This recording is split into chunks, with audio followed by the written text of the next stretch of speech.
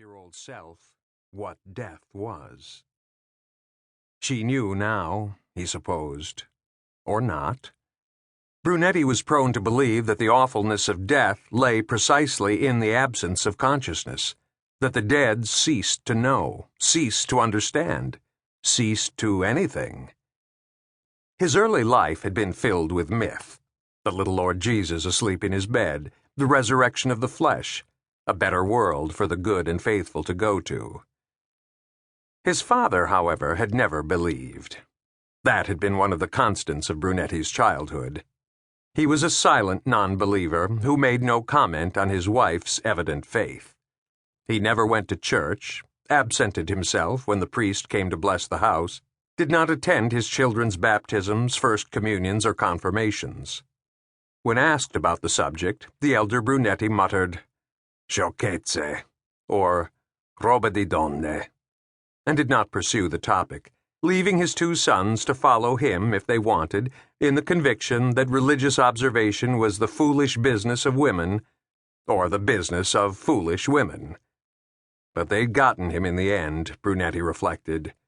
The priest had gone into his room in the Ospedale Civile and given the dying Brunetti the last rites, and a mass had been said over his body. Perhaps all of this had been done to console his wife. Brunetti had seen enough of death to know what a great comfort faith can be to those left behind. Perhaps this had been in the back of his mind during one of the last conversations he had with his mother. Well, one of the last lucid ones. She had still been living at home, but already her sons had had to hire the daughter of a neighbor to come and spend the days with her, and then the nights. In that last year, before she had slipped away from them entirely and into the world where she had spent her last years, she had stopped praying. Her rosary, once so treasured, had gone. The crucifix had disappeared from beside her bed, and she had stopped attending Mass, though the young woman from downstairs often asked her if she would like to go.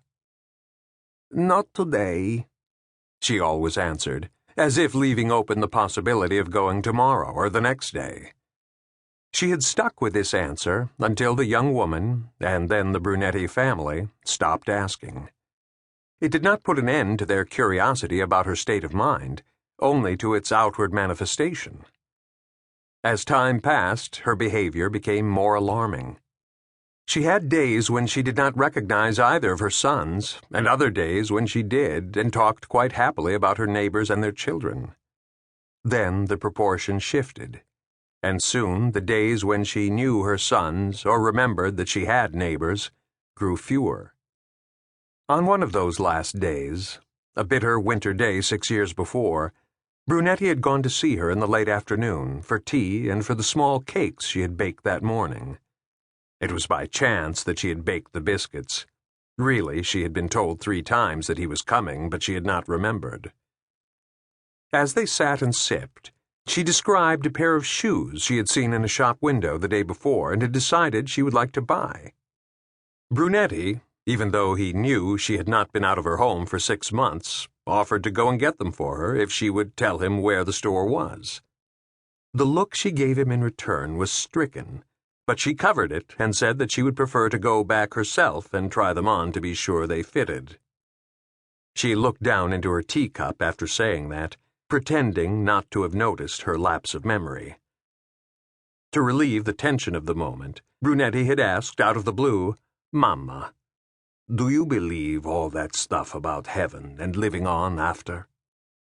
She raised her eyes to look at her younger son, and he noticed how clouded the iris had become. "Heaven?" she asked. "Yes, and God," Brunetti answered. "All that." She took a small sip of tea and leaned forward to set her cup in her saucer. She pushed herself back. She always sat up very straight right to the end.